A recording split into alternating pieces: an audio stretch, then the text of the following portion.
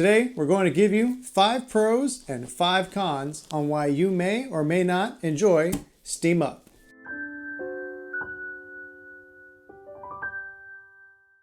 Let's start with a positive, and the number one and most obvious pro is the looks. The look of Steam Up is what initially caught my eye. The turntable, the steamers, the dim sum, they all look amazing and will bring people over to see what you are playing. This pro cannot be denied, especially with the deluxe version. But even with the standard version, it still looks pretty good. The deluxe version is a bit more tactile with its squishy dim sum, but the looks across the board are amazing. Hot Banana Games did a great job with the look and feel of this game. Now on to a con. Table size.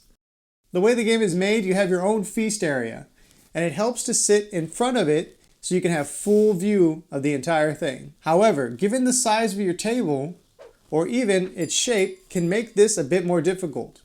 You can end up on top of each other, or just too far away from the steamers if your table is too large. A sunken table can help alleviate this, but it is still a con in my opinion. Pro number 2 is player count.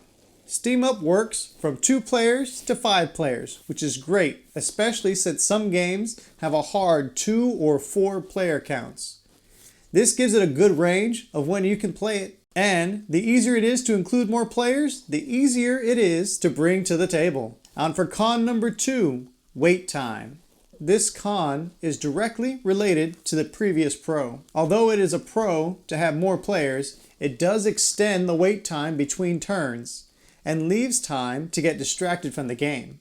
Keeping players engaged with the game is very important, and too much downtime can be very detrimental to any game. Pro number 3, easy to pick up. The game has a single goal: collect dim sum that gives your animal character the most points. It is very straightforward, and you only have 2 actions per turn. And one of those is to purchase the steamers that contain the dim sum, which you will likely do anytime you have the chance. Given how easy it is to play, it makes the range of people who can play the game even greater, since a lot of newcomers to games generally do not want a long list of rules. They want a goal and an easy way to complete it. Con number 3, lack of gameplay variety. With an easy set of rules usually comes with a lack of variety in gameplay. You need food tokens to purchase steamers. You can collect 1 on your turn by using the collect action or by discarding 2 fortune cards. Or you can play a fortune card that usually does something that can help you get a food token, a single dim sum, or change who the first player is. And that is pretty much the extent of the game actions. This lack of variety can make things feel a bit stale at times. Pro number 4, component variety. The gameplay may not have a lot of variety, but the different characters you can play as provide that variety. Each one has a unique ability that can be useful and can make things a little less stale. And with multiple characters, you have more options to play with different characters. The special abilities do not change the overall game much, but do provide a unique option for the individual player. Con number 4, slightly unbalanced. Each character has different dim sum preferences, and the amount of points each dim sum is worth varies. This sounds compelling at first, but picking the right character at the beginning of the game can really give you an advantage overall. It will never guarantee a win, but can really give you an edge.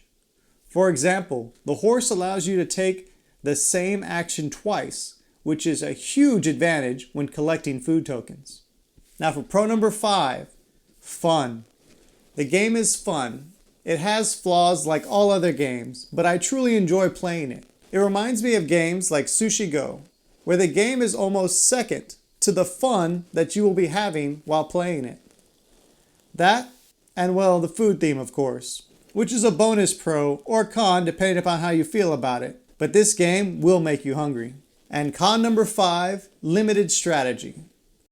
The turntable will move around throughout the game, and you can really only do things in your feast area. So making a strategy throughout the game is not really something you can do. You basically have to wait until it is your turn again, and then quickly think of a strategy for the round, and hope you can continue that strategy on your next turn.